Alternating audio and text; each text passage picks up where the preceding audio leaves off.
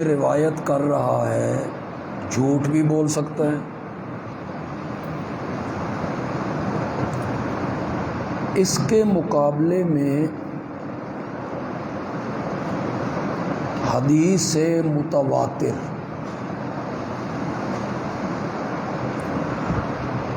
جسے ہر دور میں اتنے لوگ نقل کریں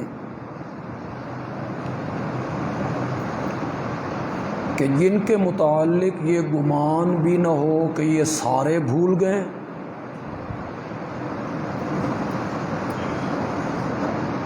اتنے لوگ اس حدیث کو نقل کریں جن کے بارے میں یہ گمان بھی نہ ہو سکے کہ یہ سب جھوٹے ہیں۔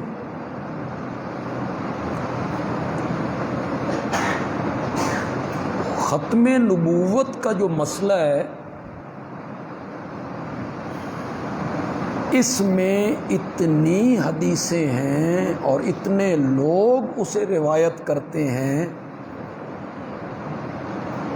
کہ وہ حدیث متواترہ ہے جس سے عقیدہ ثابت ہو۔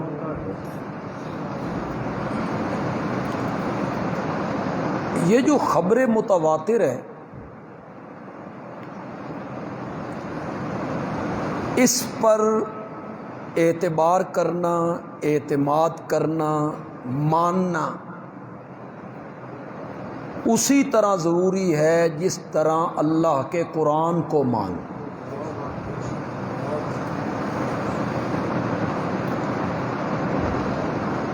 میں ایک مثال دوں گا تو آپ کو آسانی سے سمجھ آ جائے۔ ہم میں سے کسی نے دلی شہر کو نہیں دیکھا، لیکن آپ کا خیال کیا ہے کہ دلی ایک بہت بڑا شہر ہے یا نہیں؟ کس وجہ سے آپ نے مانا؟ آپ نے اسے دیکھا نہیں، آپ دلی کبھی گئے نہیں۔ آپ کہیں گے دلی کے شہر ہونے پر اور ایک بڑے شہر ہونے پر اتنی شہادتیں ہیں کہ ان پہ جھوٹ کا گمان ہو کہ یہ لوگ جھوٹ بول رہے ہیں۔ ہم میں سے کس نے نوشروان کو دیکھا ہے؟ اس کے عدل کو کس نے دیکھا ہے کہ نوشروان بڑا عادل بادشاہ تھا؟ چلو یار اسے چھوڑیے، ہم میں سے کس نے دیکھا ہے کہ حاتم طائی بڑا سخی تھا؟ نہ ہم نے اس کا زمانہ پایا نہ ہم نے اس کو دیکھا، تو ہم حاتم طائی کو جو سخی مان رہے ہیں تو کس وجہ سے مان رہے ہیں؟ اتنے لوگ اسے بیان کرتے ہیں اور ہر دور میں بیان کرتے آئے ہیں کہ ان پر جھوٹ کا گمان نہیں ہو سکتا۔ اسی طرح جب کسی حدیث کو ہر دور میں اتنے لوگ نقل کریں کہ جن کے متعلق یہ بھی گمان نہ ہو کہ یہ سارے بھول گئے، اور ان کے متعلق یہ گمان بھی نہ ہو کہ یہ سارے جھوٹے ہیں، اسے خبر متواتر کہتے ہیں۔ اور ختم نبوت کا جو مسئلہ ہے یہ اللہ کے قرآن سے بھی ثابت ہے اور خبر متواتر سے بھی ثابت ہے۔ میرے نبی کے فرامین سے یہ مسئلہ کیا ہے؟ ثابت۔ ایک بڑی مشہور حدیث ہے جو میں نے ابھی آپ کے سامنے پڑھی بھی ہے خطبے میں۔ آپ نے فرمایا سیکون فی امتی ثلاثون کذابون دجالون کلہم یزعم انہ نبی اللہ۔ میرے بعد 30 بڑے بڑے دجال آئیں گے، میرے بعد 30 بڑے بڑے کذاب آئیں گے، ان میں سے ہر ایک کا گمان اور دعویٰ یہ ہوگا کہ انہ نبی اللہ، کہ وہ کون ہے؟ اللہ کا نبی۔ مجھ پر وحی اترتی ہے، مجھے رسالت سے سرفراز کیا گیا ہے، میں نبی ہوں۔ چھوٹے چھوٹے تو کئی ہوں گے، بڑے بڑے کذاب اور بڑے بڑے دجال وہ 30 کے قریب آئیں گے۔ ان میں کچھ کذاب میرے نبی کے زمانے میں بھی پیدا ہوئے۔ ان میں سے ایک کا نام ہے مسیلمہ، جو میرے نبی کے زمانے میں آیا، میرے نبی کے دربار میں بھی آیا۔ اس علاقے کا جو وفد آیا تھا اس میں وہ بھی شامل تھا، اور آ کے میرے نبی سے کہنے لگا کہ آپس میں کچھ تقسیم کر لیں، کچھ علاقے کے آپ نبی ہیں اور کچھ علاقے کا میں نبی، مجھے بھی تو کچھ دیجئے نا۔ اس نے واپس اپنی قوم میں جا کے نبوت کا دعویٰ کر دیا کہ میں بھی نبی ہوں۔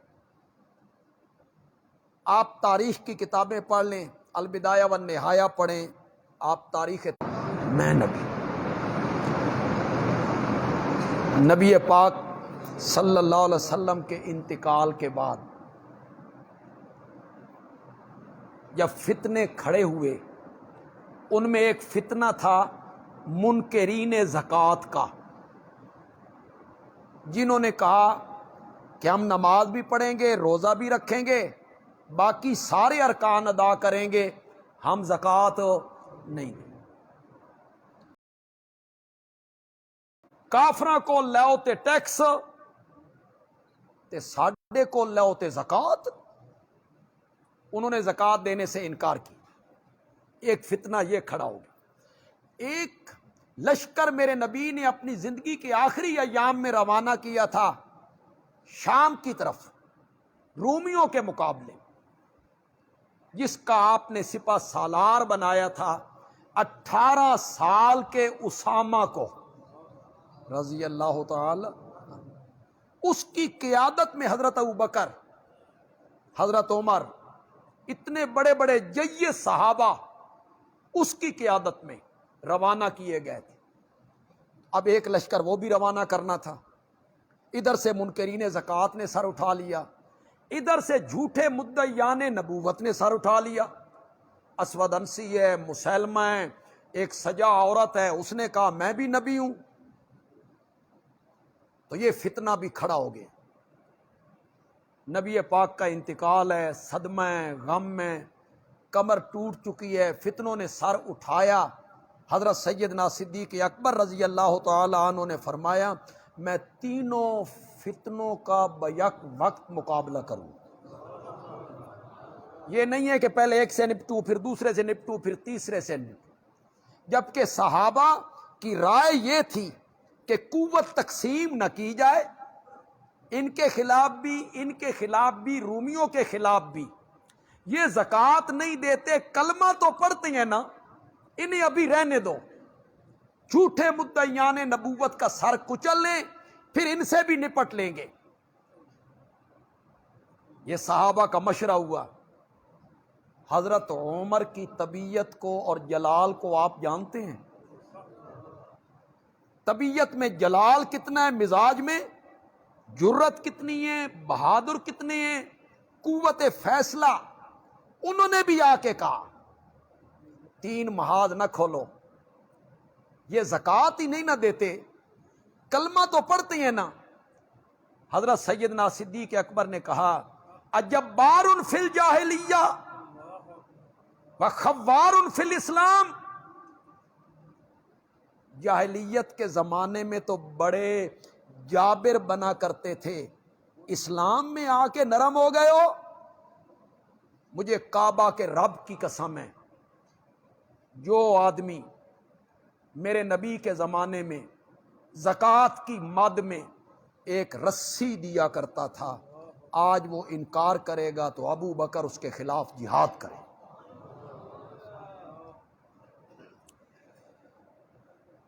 بعض لوگوں نے لکھا یہ کہنے کے بعد حضرت ابوبکر اکیلے مسجد نبوی کے دروازے کی طرف بھاگ کھڑے، کوئی میرے ساتھ آتا ہے آئے، نہیں آتا نہ آئے، ابو بکر اکیلا جنگ کرے۔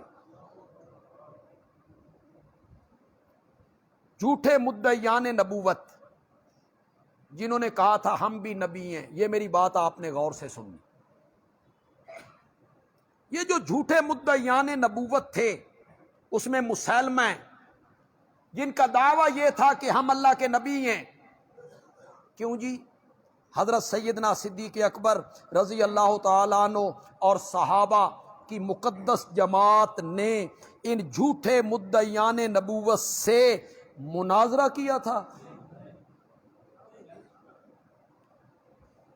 ٹیبل ٹاک، آؤ بھائی ہمارے ساتھ بیٹھو، گفتگو کر لیتے ہیں، بحث کر لیتے ہیں، تم دلائل دو کہ نبوت کا سلسلہ جاری ہے، ہم دلائل دیں گے کہ نبوت کا سلسلہ آمنہ کے لال پر ختم ہو گیا ہے، منقطع ہو گیا ہے، آؤ بحث کرتے ہیں، گفتگو کرتے ہیں، لوگ فیصلہ کرتے رہیں گے۔ نہیں کیا صحابہ نے یہ کام، نہیں کیا حضرت سیدنا صدیق اکبر نے یہ کام۔ سیدنا صدیق اکبر نے پوری جرأت سے کہا جو آدمی میرے نبی کے بعد نبوت کا دعویٰ کرے گا اس کا مقابلہ دلائل سے نہیں ہوگا، میدان میں تلوار سے ہوگا۔ جہاد کیا حضرت سیدنا صدیق اکبر،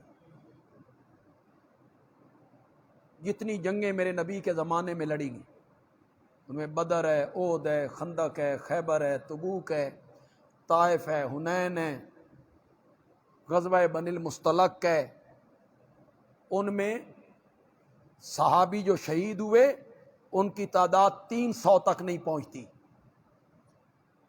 اور اکیلی یہ ایک جنگ جو جھوٹے مدعیان نبوت کے خلاف لڑی گئی اس میں 1200 صحابہ شہید ہوئے۔ نبی پاک کی ختم نبوت کا تحفظ کرنے کے لیے کتنے صحابہ نے جام شہادت نوش کیا؟ میری امت میں 30 بڑے بڑے دجال آئیں گے، کلہم یزعم انہ نبی اللہ، ان میں سے ہر ایک کا گمان یہ ہوگا کہ وہ اللہ کا نبی ہے، وَأَنَا خَاتَمُ النَّبِيِّينَ۔ حالت رات بڑی لمبی ہے جی۔ وَأَنَا خَاتَمُ النَّبِيِّينَ، وہ نبوت کا دعویٰ کریں گے، ان کا دعویٰ یہ ہوگا کہ میں اللہ کا نبی ہوں، حالانکہ میں خاتم النبیین ہوں۔ یا رسول اللہ، خاتم النبیین کا کیا مفہوم ہے؟ خاتم النبیین کا کیا معنی ہے؟ میرے نبی نے کہا میں خاتم النبیین ہوں، لا نبی بعدی، میرے بعد کوئی نبی نہیں۔ اس طرح کی حدیثیں تواتر کے درجے کو یہ حدیثیں پہنچی ہوئی ہیں۔ میں صرف ایک حدیث کا سہارا لوں گا، بہت ساری حدیثیں ہیں، میں ان کو بیان کرنے حضرت مولانا مفتی محمد شفیع رحمۃ اللہ علیہ، انہوں نے جو ختم نبوت کے عنوان پر کتاب لکھی اس میں انہوں نے میرے آقا کی ختم نبوت پر 210 حدیثیں نقل کی۔ کتنی؟ 210 حدیثیں جو میرے آقا کی ختم نبوت پہ دلیل ہیں، شاہد ہیں میرے آقا کی ختم نبوت پر۔ تو میں ان ساری حدیثوں کو کیسے بیان کر سکتا ہوں؟ ان میں سے چیدہ حدیثوں کو بھی میں مختصر وقت میں بیان نہیں کر سکتا۔ میں صرف ایک حدیث کا سہارا لوں گا، اور اس حدیث کا سہارا اس لیے لوں گا کہ یہ عام علماء بیان نہیں کرتے۔ جو ختم نبوت کو بیان کرنے والے ہیں ان کی اس طرف نظر شاید نہیں گئی، یا انہوں نے انہیں پڑھا نہیں ہے، یا اس کی طرف توجہ نہیں کی ہے انہوں نے، تو میں اس کی طرف آپ کی توجہ دلانا چاہوں۔ میدان معاشر لگا ہوا ہے، ننگے بدن، ننگے سر اور ننگے پاؤں ساری خلقت موجود، کوئی سایہ نہیں ہے، کھانے پینے کا کوئی سامان نہیں ہے، پسینے میں لوگ ڈوبے ہوئے ہیں، افراتفری کا عالم ہے، کوئی رسید دینے والا نہیں، پوچھنے والا نہیں، بھئی کون ہو تسی؟ کیوں کھلوتے ہو تھے؟ نو، کوئی پوچھ پریت نہیں. سورج سوا نیزے کے برابر، زمین تپی ہوئی، کھڑی ہے ساری خلقت. اچانک اللہ ہر بندے کے دل میں ایک بات ڈالیں گے، کافر کے دل میں، مسلمان کے دل میں، کہ کوئی ایسا بندہ تلاش کرو جو اللہ سے بات کرے اور اللہ سے کہے کہ یا اللہ حساب بعد میں بھی تو شروع کرنا ہے، خلقت بہت تنگ ہے، حساب ذرا اس عذاب سے جان چھوٹ جائے، جہاں بھیجنا ہے رب بھیج دے، حساب کتاب ذرا جلدی شروع کر دے اللہ، بعد میں بھی تو کرنا ہی ہے نا. اللہ سے کوئی بات کرے، یہ ہر ایک کے دل میں آئے گا، کافروں، یہودیوں، عیسائیوں، ہندوؤں، سکھوں، مسلمانوں، ہر ایک کے دل میں. پھر اللہ ہر ایک کے دل میں ڈالے گا. جب بندوں کے دل میں آئے گا ایسا بندہ کون ہو جڑا اللہ نال گل کرے، تو ہر ایک کے دل میں اللہ بات ڈالیں گے، وہ تمہارا بابا آدم نہیں،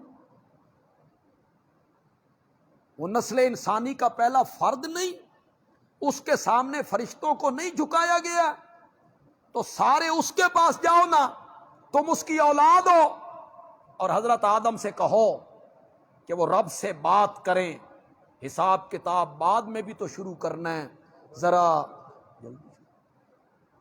ساری خلقت حضرت آدم کے دروازے، اسے سنتے چلے جائیے، اسے مانتے چلے جائیے.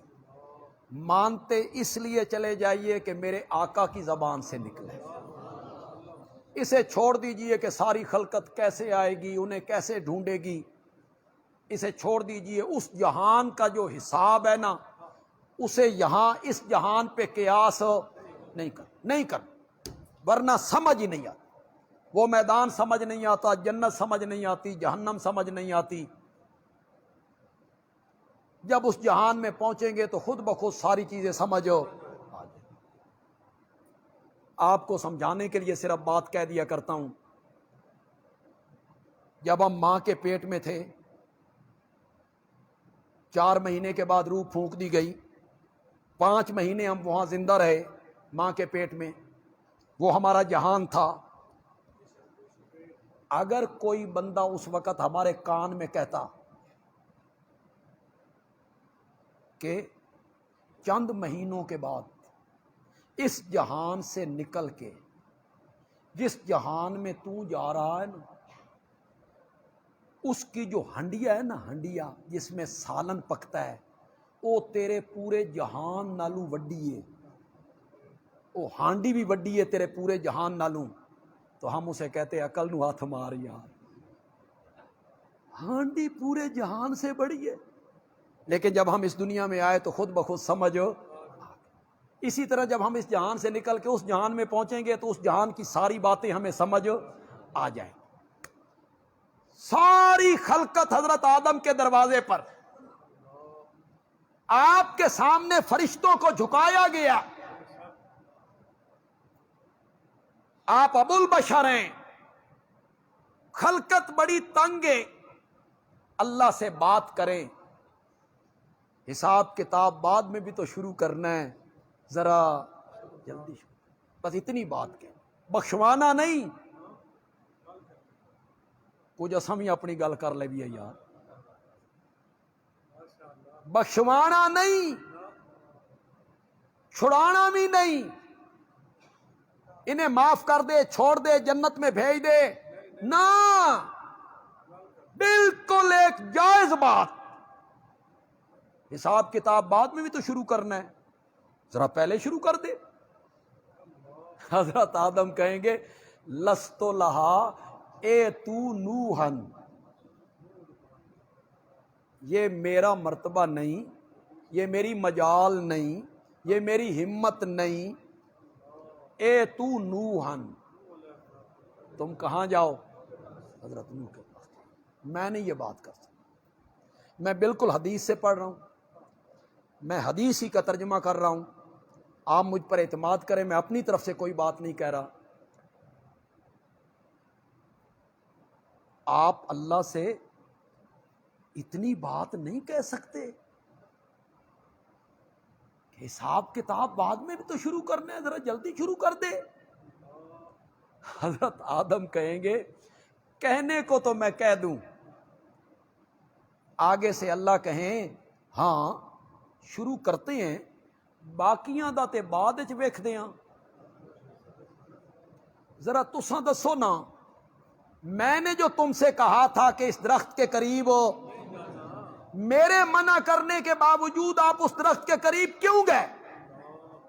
نہ بھائی نہ، اے تو نوحن، کس کے پاس جاؤ؟ خلقت حضرت نوح کے دروازے. حضرت نوح کوئی معمولی پیغمبر ہیں، 950 سال اللہ کی توحید کے لیے مار کھائی. یہی بات انہوں نے حضرت نوح سے کرنی. حضرت نوح جواب میں کہتے ہیں لست لہا اے تو ابراہیم، یہ میری مجال نہیں، میرا منصب نہیں، تم چلے جاؤ حضرت ابراہیم کے دروازے پر. آپ اتنی بات نہیں کر سکتے. حضرت نوح کہیں گے کہنے کو تو میں کہہ دوں، آگے سے اللہ کہے ہاں شروع کر لیتے ہیں. آپ ذرا بتائیں نا، میں نے جو آپ کو منع کیا تھا کہ مشرک بیٹے کے حق میں زبان نہیں کھولنی، میرے منع کرنے کے باوجود آپ نے اپنے مشرک بیٹے کے حق میں زبان کیوں کھولی؟ تو میں کیا کروں گا بھائی؟ نہ اے تو.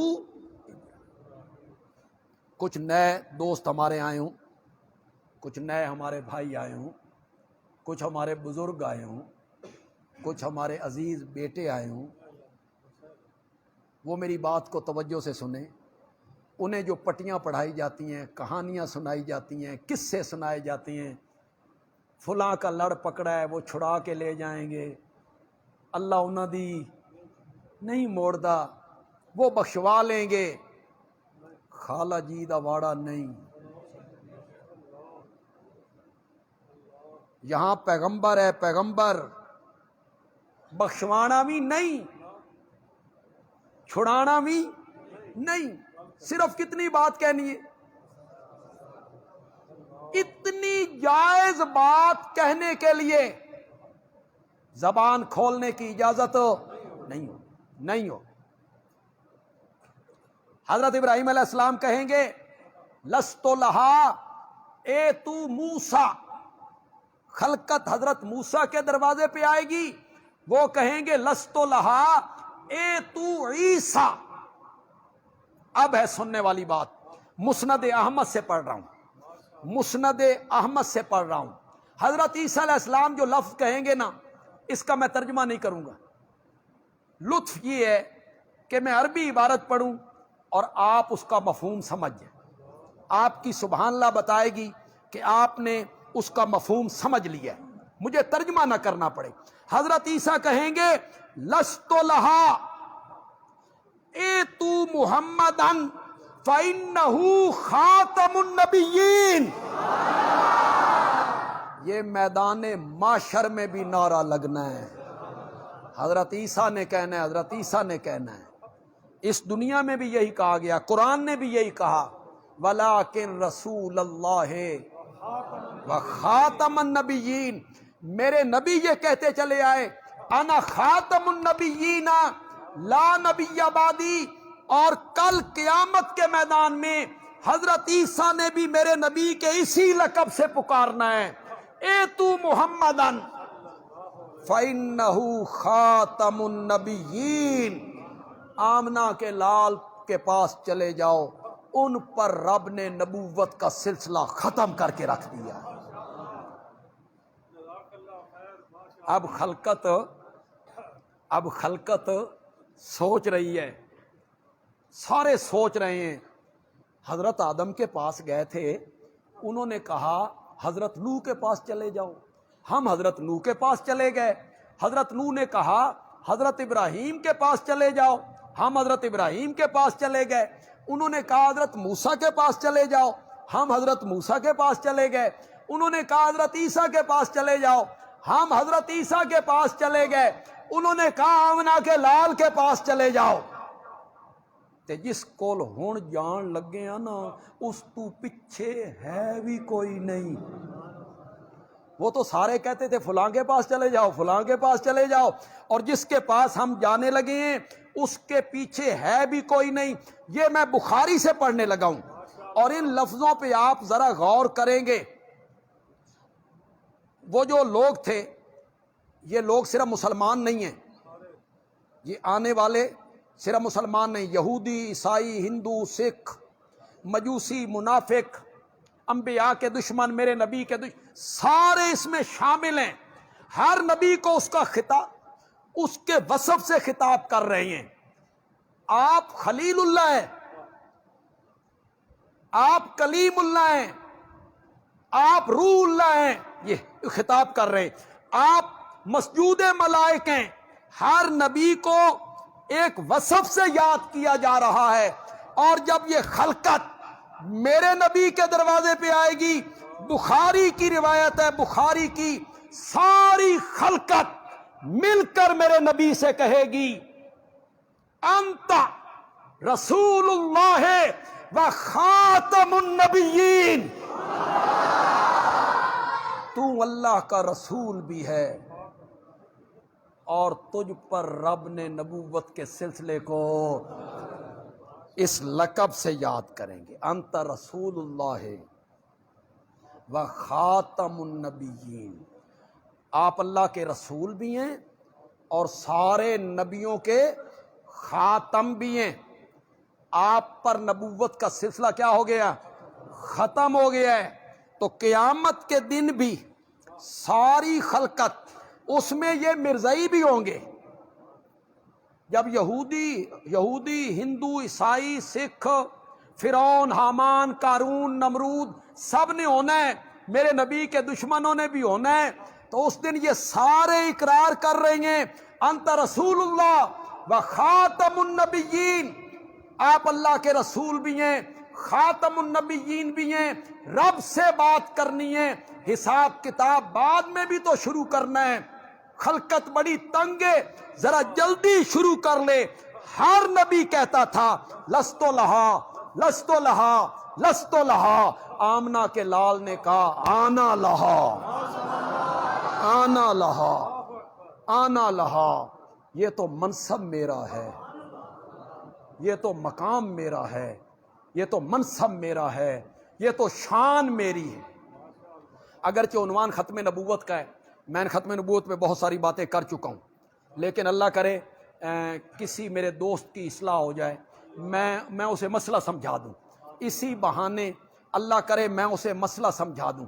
یہ جو ہمارے متعلق کہا جاتا ہے یہ نبی پاک کی شفاعت کو نہیں مانتے، پروپیگنڈا کیا جاتا ہے کہ یہ نبی پاک کی شفاعت کو نہیں مانتے ہیں، اور آپ بغیر تحقیق کیے ان کی بات پہ اعتماد کر لیتے ہیں، اور آپ ہم سے دور ہٹ جاتے ہیں، اور آپ کانوں کو ہاتھ لگاتے ہیں توبہ توبہ جی، اے نبی پاک دی شفاعت بھی نہیں مندے، اے بڑے گستاخ نے، بے ادب نے۔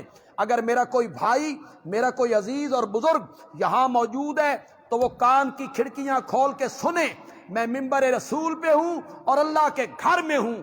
ہم قیامت کے دن اپنے پیغمبر کی ایک شفاعت کے قائل نہیں ہیں، ہم اپنے نبی کی 2 شفاعتوں کے قائل ہیں۔ ایک شفاعت کبریٰ جو ساری خلقت کے لیے ہوگی، اور پھر شفاعت صغریٰ جو میرا نبی صرف اپنی امت کے گناہ گاروں کے لیے۔ منکر نہیں ہے، شفاعت کے منکر نہیں ہیں، بس ایک فرق ہے جو میں آپ کو یہاں سمجھا دوں گا۔ آپ نے پوری توجہ میری طرف رکھی تو آپ کو میں مسئلہ شفاعت 1 دونی 2 تے 2 دونی 4 چٹکیوں میں یوں میں آپ کو سمجھا دوں گا انشاءاللہ، لیکن آپ کی توجہ مجھے درکار ہے۔ میرے نبی نے کہا آنا لہا، یہ منصب میرا ہے، یہ پوزیشن میری ہے، میں رب سے بات کرتا ہوں۔ میرے نبی مقام محمود پہ آ گئے، اللہ کے عرش کے پائے کو پکڑ لیا، سر سجدے میں رکھ دیا، 6 دن اور 7 راتیں یا 7 دن اور 6 راتیں، سر کہاں ہیں؟ سجدے میں ہے۔ میرا نبی مقام محمود پہ ہے، قرآن نے اس کی طرف اشارہ کیا، اقم الصلاۃ لدلوک الشمس الی غسق اللیل وقرآن الفجر ان قرآن الفجر کان مشہودا ومن اللیل فتہجد بہ نافلۃ لک، رات کے کچھ حصے میں اٹھیے، تہجد رات کے کچھ حصے میں اٹھیے، نافلۃ لک، یہ رات کے کچھ حصے میں اٹھ کر نوافل پڑھنا یہ خاص ہے تیرے لیے، تیری امت کے لیے ضروری نہیں، پڑھیں تو ثواب ہے، نہ پڑھیں تو کوئی گناہ نہیں، لیکن آپ کے لیے یہ زائد ہے، زائد ہے، ان 5 نمازوں سے یہ زائد ہے۔ آگے قرآن پاک کی جو آیت عسیٰ ان یبعثک ربک مقاما محمودا، اسی کے ساتھ اللہ نے ذکر کیا، اٹھیے رات کے پچھلے پیر اٹھیے، عسیٰ ان یبعثک ربک مقاما محمودا۔ اگر قرآن کی یہ تفسیر آپ کو پسند آ جائے، کہنا بندیالوی اچھی تفسیر کر گیا ہے، اللہ کہتے ہیں جب ساری دنیا سوئی ہوئی ہو، نرم و گداز بستروں پہ سوئی ہوئی ہو، میرے پیغمبر اٹھ کے میرے ساتھ پیار کی باتیں کیا کر، اٹھ جایا کر اس وقت جب ساری دنیا نرم و گداز بستر پہ سوئی ہو، نیند کے مزے لے رہے ہوں، تو میرے پیغمبر اس وقت آپ کھڑے ہو جایا کریں، کھڑے ہو جایا کریں، عسیٰ ان یبعثک ربک مقاما محمودا، رات کی نیند چھوڑ کے آپ میرے دربار میں کھڑے ہو جایا کریں، کل قیامت کے دن میں نے بھی تو تجھے مقام محمود پہ کھڑا کرنا ہے نا۔ عسیٰ ان یبعثک ربک مقاما محمودا، یہ مقام محمود جہاں میرے نبی آئے ہیں، 7 دن یا 6 دن یہاں سر سجدے میں رکھا ہوا ہے، کیا ہو رہا ہے؟ تکبیرات، تحمیدات، تحلیلات، اللہ کی بڑھائی، اللہ کی حمد، اللہ کی ثنا، اللہ کی تعریف۔ کتنے دن؟ آنکھوں میں آنسو، آنسو بہ رہے ہیں، داڑھی مبارک بھیگ گئی ہے، زمین تر ہو گئی ہے، میرا نبی رو رہا ہے، آنسو بہ رہے ہیں، حمدیں، ثنائیں، تعریفیں۔ میرے پیارے پیغمبر نے فرمایا، میں حدیث سے پڑھ رہا ہوں، میرے آقا نے فرمایا جو اللہ کی حمد و ثنا میدان معاشر میں مقام محمود پہ سر سجدے میں رکھ کے میں نے کرنی ہے، مجھے کوئی پتہ نہیں میں نے کیا کہنا ہے، اللہ میرے دماغ میں ڈالتا چلا جائے گا، میں اللہ کی تعریفیں کرتا چلا جاؤں گا، اللہ کی تعریفیں کرتا چلا جاؤں گا۔ حمدیں ہو رہی ہیں، ثنائیں ہیں، تعریفیں ہیں، 7 دن گزر گئے۔ توجہ چاہتا ہوں مسئلہ شفاعت سمجھانے کے لیے، بولیے تو صحیح، میرے نبی مقام محمود پر آئے کیوں تھے؟ آئے کیوں تھے؟ شفاعت کرنے، رب سے بات کرنے، حساب کتاب جلدی شروع کر دے، آئے تھے اس لیے 7 دن گزر گئے، یہ لفظ زبان پہ نہیں آئے، شفاعت کے لفظ زبان پہ نہیں آئے، حمدیں آئیں، ثنائیں آئیں، تعریفیں آئیں، اللہ کی تعریف، حمد و ثنا زبان پہ آئی، آنسو بھی آئے، داڑھی بھی تر ہو گئی، لیکن جو کہنے آئے تھے وہ نہیں کہہ رہے ہیں، نہیں کہہ رہے ہیں، اور سمجھنے کی کوشش کرو، اس لیے نہیں کہہ رہے ہیں کہ ان لفظوں کے کہنے کی ابھی اوپر سے اجازت، شفاعت ہونی ہے لیکن تب ہونی ہے جب کس نے اجازت دینی ہے، یہ نہیں ہے ایک آگے بڑھے، اے میرا مرید ہے اس نو چھوڑ دیو، نہ، یہ تمہیں غلط گائیڈ کیا جاتا ہے، تمہیں گناہوں پہ دلیر کیا جاتا ہے، یہ غلط گائیڈ کیا گیا آپ کو۔ دوسرا آدمی آئے وہ کہے یہ میرا مرید ہے اس نو جان دیو، یہاں نعت خان نعتیں پڑھتے ہیں، ہم نعتیں پڑھتے آئیں گے، نبی پاک کہیں گے اے میرا ہے اس نو جان دیو، بچوں لگ سمجھ جائے گی، اس طرح جانے دو، پوچھ نہیں ہونی وہاں، اعمال کی پوچھ نہیں ہونی ہے وہاں۔ 7 دن حمدیں، ثنائیں، آنسویں، تعریفیں ہیں، اللہ کی حمد ہے۔ کہنے کیا آئے تھے؟ زور سے بولو یار، شفاعت کرنے آئے تھے، وہ لفظ زبان پہ نہیں آئے، نہیں آئے، نہیں آئے۔ 7 دن وہ لفظ زبان پہ نہیں آئے، نہیں آئے۔ 7 دنوں کے بعد اللہ نے دست قدرت میرے نبی کے ماتھے مبارک پہ رکھا، ارفع راسک یا محمد، ارفع راسک یا محمد، ما یبکی کا، ما یبکی کا یا محمد، ارفع راسک یا محمد، ما یبکی کا۔ خدا کی قسم، یہ جو ما یبکی کا اللہ پوچھ رہے ہیں کیوں روتے ہو، یہ جو پوچھنے کا انداز ہے، اس میں جو چھپی ہوئی محبت ہے، اس میں جو چھپا ہوا پیار ہے، اس میں جو چھپی ہوئی عقیدت ہے، کیسے اردو میں بیان کروں، کیسے بیان کروں؟ ما یبکی کا یا محمد، پنجابی میں ایک معنی کیا کرتا ہوں، کچھ کچھ اس کی لذت اس پنجابی کے معنی میں آئے گی۔ اللہ کہتے ہیں اپنا سر مبارک اٹھائیے میرے پیغمبر، ما یبکی کا یا محمد، شالا کدی نہ روویں میرا سونا پیغمبر، شالا کدی نہ روویں میرا سونا پیغمبر۔ کیوں رونا؟ سل توتا وشفا تشفا کل تسمع، میرے پیغمبر تو مانگتا چلا جا، میں تیری جھولیاں بھرتا چلا جاؤں گا۔ اب کیا مل گئی؟ بولیے تو صحیح۔ وشفا، شفاعت کیجئے، تو شفا، آپ کی شفاعت مانی جائے گی۔